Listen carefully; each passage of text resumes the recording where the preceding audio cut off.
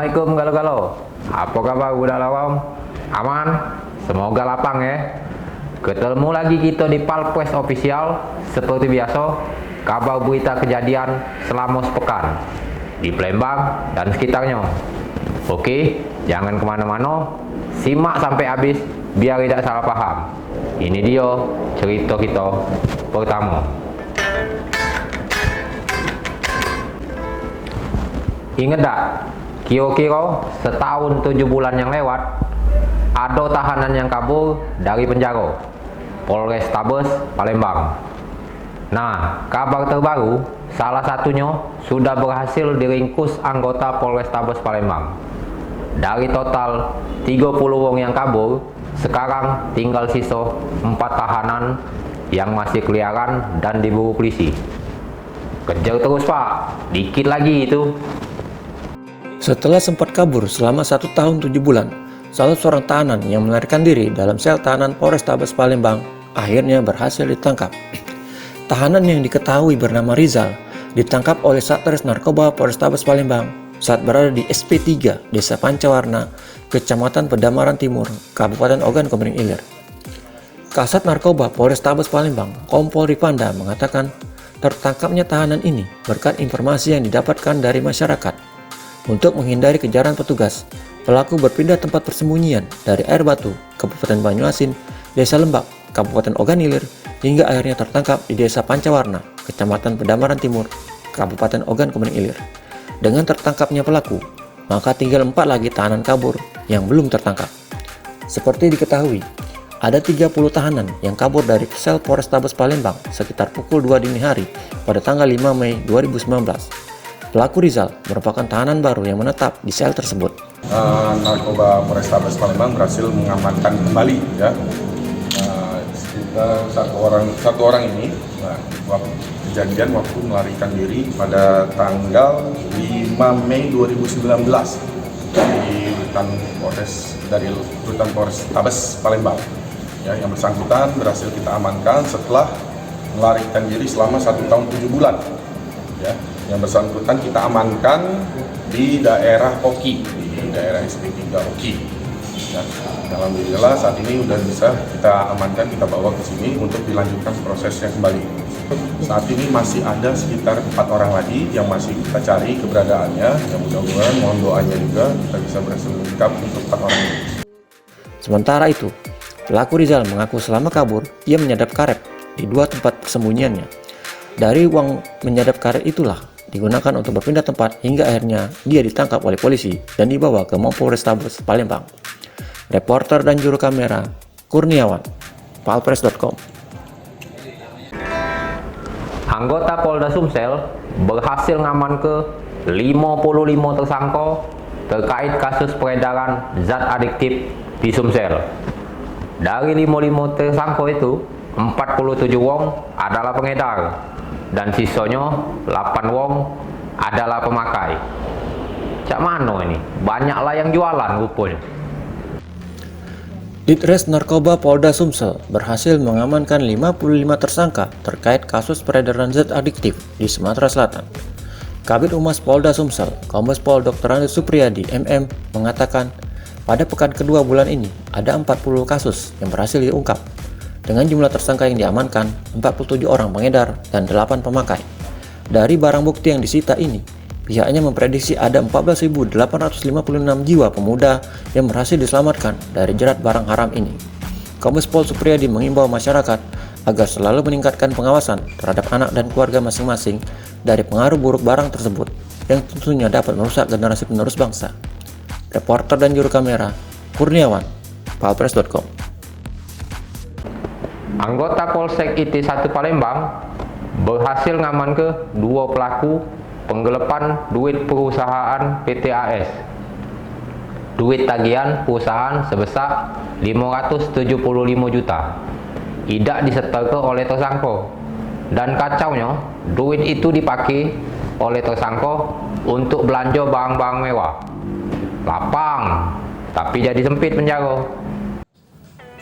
Anggota Polsek Ilir Timur 1 berhasil mengamankan 2 pelaku penggelapan uang perusahaan milik PT AS.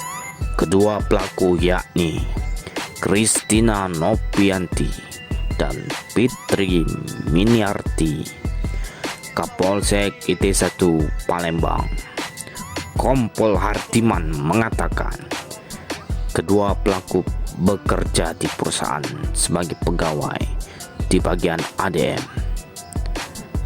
Para tersangka diberi kewenangan untuk mengorder barang serta melakukan penagihan di Hotel Grand Zuri Muara Enim dan Karaoke Citra Muara Enim.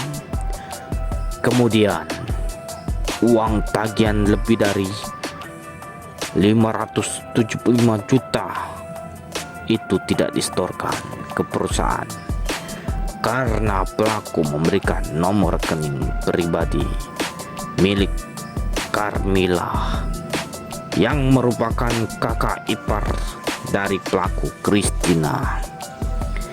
Aksi tersebut diketahui perusahaan saat manajemen perusahaan melakukan audit keuangan. Hasilnya diketahui tersangka sudah melakukan penggelapan uang sejak Juni hingga November 2020. Saudari Fitri dengan Christine ini adalah bagian administrasi, dalam hal ini adalah pengorderan. Konsumen ya memesan mengorder kepada mereka, kemudian orderan diterima, kemudian si konsumen itu diberikan nomor rekening. Tapi nomor rekening tersebut adalah bukan nomor rekening perusahaan, tapi nomor rekening kawannya si Christine ini. Kemudian uang tersebut dikirimlah ke nomor rekening kawannya tadi, ya. Setelah itu nomor rekening dari si Christine ini dikirim lagi kepada TSK, kepada Fitri, ya. Nah, setelah dari Fitri, maka dimulai proses pembagian di sini. Jadi sebagian uang yang ada di Fitri tadi dikirimlah kembali ke Christine, ya, nomor Christine. Sehingga ya di situ kepada bos ini melaporkan pembuatan nota itu bahwa ini sudah lunas. Ketika bos pada bulan November ini mengecek uang yang ada di rekening perusahaan, ternyata uang itu belum ada. Akhirnya bos melapor ya kepada pihak kepolisian dalam hal ini IT1 bahwa telah terjadi penggelapan uang. Dan bos juga telah melapor ya, Pak Michael ini ya telah menghubungi masing-masing konsumen. Ternyata setelah dihubungi pihak konsumen, uang tersebut ternyata sudah dikirim atau ditransfer. Sehingga berkat penelusuran dari rekan-rekan Kanitres IT1 bahwa diketahui uang tersebut ditransfer kepada saudari Carmila ya, kawannya Christine ini, kemudian ditransfer lagi kepada Fitri, kemudian diproses di sini dibagi dua, ditransfer kepada Christine. Sementara itu pelaku Christina menuturkan kalau uang tersebut digunakan untuk membeli beberapa barang mewah seperti motor, mobil, ponsel, tas mewah, hingga perhiasan emas yang terdiri dari kalung dan cincin. Reporter dan juru kamera Kurniawan, palpress.com.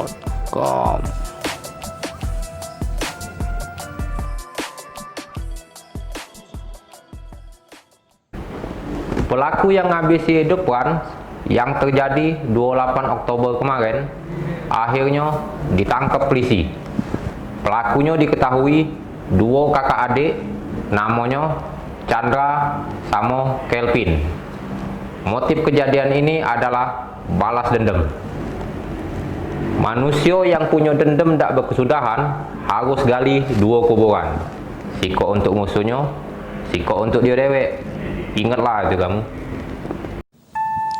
Pelaku yang menghabisi nyawa Frans di Jalan Meranti, Kelurahan Kemas Rindu, Kecamatan Kertapati, Palembang pada 28 Oktober kemarin akhirnya berhasil ditangkap anggota Polsek Kertapati Palembang. Diketahui kedua pelaku merupakan kakak beradik dan nekat mengakhiri hidup Frans karena dendam. Kapolrestabes Palembang, Kombes Pol Anum Setiaji mengatakan kedua pelaku ditangkap anggota Reskrim Polsek Kertapati saat sedang melarikan diri di kawasan Karangagung, Kabupaten Ogan Komering Ilir pada 17 November sekitar pukul 10 pagi. Kedua pelaku ditangkap anggota Polsek Kertapati tanpa perlawanan. Atas ulahnya kedua pelaku terancam hukuman penjara selama 20 tahun penjara. Melalui serangkaian penyelidikan dan pengejaran tertangkap dua pelaku dan sudah diakui pelaku berikut dengan barang bukti yang disita 2 bilah senjata tajam. Sadis, hal ini dilakukan di dalam rumah, dikejar sehingga masuk ke dalam rumah dan pelaku menghabisi korban secara bersama-sama menggunakan senjata tajam sehingga mengakibatkan luka benda tajam di bagian tubuhnya dan juga di TKP. Motifnya dendam dari korban pernah berkonflik dengan pelaku kemudian dibalas. Kakak beradik bang? Pelaku? Ya, kakak beradik pelaku. Sementara itu, salah seorang pelaku berinisial CA mengaku saat itu dia sedang hendak ke warung tak jauh dari rumahnya. Kemudian ia melihat korban yang saat itu sedang nongkrong di lokasi kejadian. Melihat korban, pelaku teringat dengan luka lama dan langsung menghabisi nyawa korban. Reporter dan juru kamera Kurniawan, palpres.com. Nah, inilah dia cerita dunia kita. Oke coy, jadilah dulu kabar pekan ini. Untuk budak lorong, jangan buat kerok. Tempat kita aman, dimulai dari kamu. Tetap jadi wong baik, terus berbuat baik. Cak manapun keadaannya. Jangan nyemeloh, mulut sama hati dijago. Wassalamualaikum warahmatullahi wabarakatuh. Salam budak lorong.